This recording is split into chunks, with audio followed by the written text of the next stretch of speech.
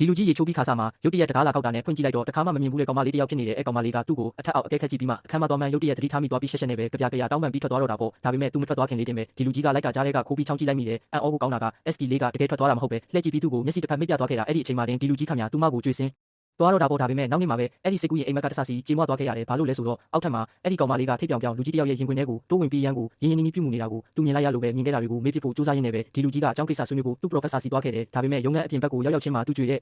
ကောင်မလေးကရုံးခန်းထဲဝင်သွားတာကိုမြင်လိုက်ရပြန်ရောတကားကြားလေးတွေကနေချောင်းကြည့်လိုက်တော့အဲ့ဒီကောင်မလေးက professor ရဲ့အင်ဂျီအိတ်ကက်ထဲလက်နိုင်နေတာကိုမြင်ပြီးလက်ဖြတ်သွားခဲ့တယ်အဲ့ဒီအချိန်မှာပဲသူ့နှလုံးသားတစ်ခုလုံးဆက်ဆက်ခါအောင်ကြေကွဲသွားခဲ့ရတယ်အဲ့ဒီလူကြီးတွေထက်သူကဘာတွေများနှိမ့်ကြနေလို့လဲဆိုတာသူလုံးဝနားမလည်နိုင်တော့ဘူးဒါပေမဲ့အဲ့ဒီလိုအခြေအနေမှာတော့သူမကိုလက်မလွတ်နိုင်သေးဘူးဒါနဲ့ပဲအဲ့ဒီကောင်မလေးသွားတဲ့ဘာတစ်ခုကိုလိုက်သွားခဲ့တယ်အဲ့ဒီမှာစေးမြင်ကြောင်နေတဲ့လူတစ်ယောက်ကသူမကိုပတ်စံကမ်းပေးနေတာကိုမြင်လိုက်ရပြန်ရောဒီတစ်ခါတော့သူတော်သားတွေအစုံစုံပောက်ကွဲကဝုန်းတိုင်းကျပြေးသွားပြီးပတ်စံဒီလောက်ဆိုသူနဲ့တင်ကြလောက်လိုက်ခဲ့လို့ရပ်ပြီလားလို့သူမကိုသွားပြောတော့တယ်ဒါပေမဲ့ကောင်မလေးကရှက်ရွံ့သွားမဲ့အစားသူ့ကိုနောက်ရလောက်ထပ်တိုးပေးရင်တော့သဘောရှိပဲဆိုပြီးပတ်စံယူကထွက်သွားခဲ့ပြန်တယ်ဒီတစ်ခါတော့ဒီလူကြီးရဲ့စိတ်အာရုံတွေအကုန်ပိတ်ဆို့သွားပြီးခံစားချက်မဲ့သွားခဲ့ရပြီးသူစာကိုပဲအာရုံစိုက်ဖို့ဆုံးဖြတ်လိုက်တော့တယ်ဒါပေမဲ့တရက်မှာတော့လမ်းမှာအဖိုးကြီးတစ်ယောက်ကိုမတော်တဆတိုက်မိခဲ့ပေမဲ့သူတောင်းတမမိခဲ့ဘူးစာသင်ခန်းထဲဝင်လိုက်တဲ့အချိန်မှာတော့သူချက်ချင်းပဲနောက်တရသွားခဲ့ရတယ်ဘာလို့လဲဆိုတော့အဲ့ဒီအဖိုးကြီးကသူ့ရဲ့ professor ဖြစ်နေလို့ပဲ professor ကလည်းသူ့ကိုဘာမျက်နှာမှမထောက်ပဲအတန်းတစ်ခုလုံးရဲ့ရှေ့မှာအဆက်ခွဲလိုက်တော့တယ်